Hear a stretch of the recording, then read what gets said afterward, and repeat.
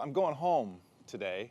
I'm going back to the Aquarius habitat where I lived underwater for 2 weeks as part of NASA's Nemo 5 mission. And since that time, I've spent 167 days in outer space living and working on the International Space Station. So, you know, it's a huge part of my career and I'm very excited to be able to return.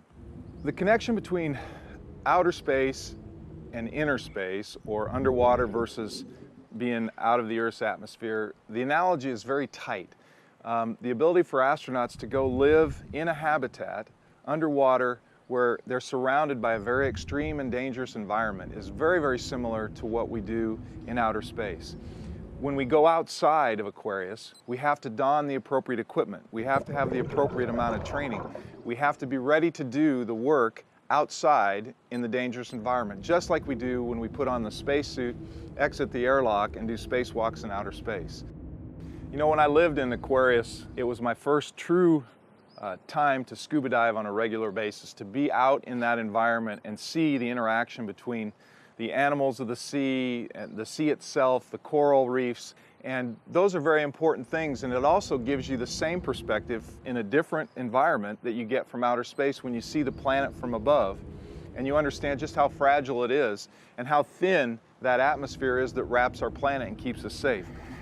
So I think it would be very cool for people to be able to go underwater and live or stay in a hotel for a short period of time. Just like people are looking to go into space for short periods of time, we need to expose more humans on Earth to inner space and outer space so that they can get that same perspective that a few of us have had the opportunity to do.